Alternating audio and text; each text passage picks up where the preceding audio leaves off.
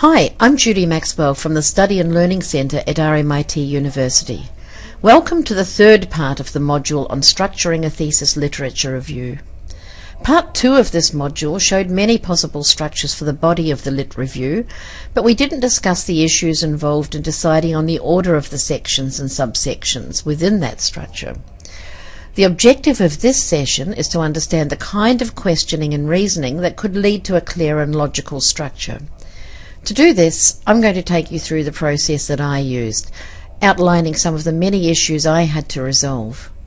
Of course, you'll have to make your own decisions about how you'll order your literature review, but this resource should indicate the type of reasoning that can be useful in this process.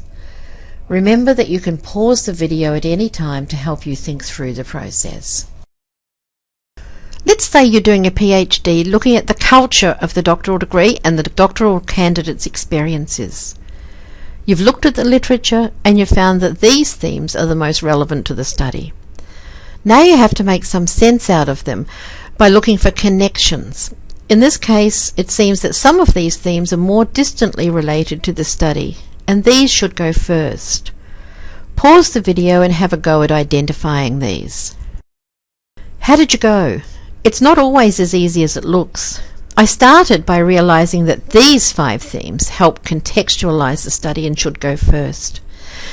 But if we look at these, you can immediately see there's a problem with having recent innovations first and the more general development of the doctoral degree last. The themes need to be reordered so they give the context more logically. Because of the development of the doctoral degree has a historical focus, it seems logical that this is discussed first. Definitions are usually also discussed at the beginning, and maybe this could have gone before the development. But in this case it's been placed after it because the definition is complex. There are many types of doctoral degrees. And because this research is based on 3 different doctoral degrees, this theme is clearly more specific to the research topic than the general history of the doctoral degree in Australia. It seems sensible to discuss the value of the doctoral degree right after defining it, because this is contested in a similar way to the definition. Now we can move closer to the study topic and discuss recent innovations. And only now can we talk of the tensions and contradictions in these recent innovations.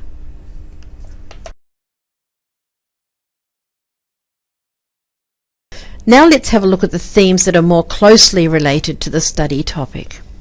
These themes seem to fit into 3 logical groups. One is to do with supervisors. These themes both relate to this. Another is more directly related to candidates' experiences. And the third group relates to other issues in doctoral study. Now we've at least got some rough organisation, but we need to check the order of these 3 groups.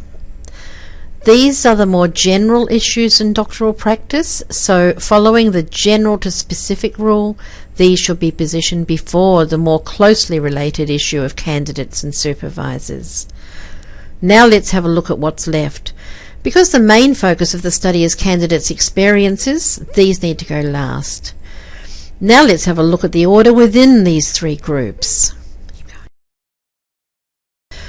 In the first group, it didn't seem to matter which order these were put in, and sometimes there really is no logical way of ordering themes.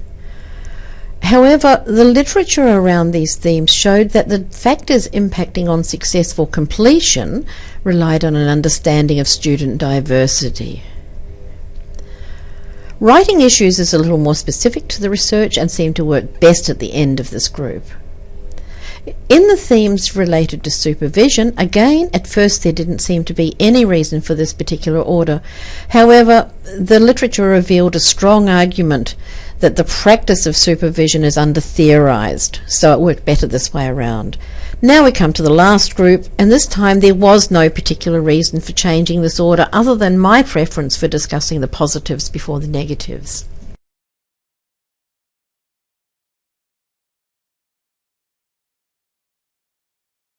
So now I had a list of themes in a clear and logical order, but there's another issue I had to think about. Although I'd created 3 groups of themes, there was nothing to hold the groups together, so I needed to create headings for them.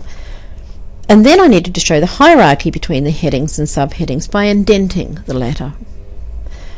And then, of course, I needed to have an introduction at the beginning and a conclusion or summary at the end. And in this case, I decided on a section explicitly relating the literature to the study.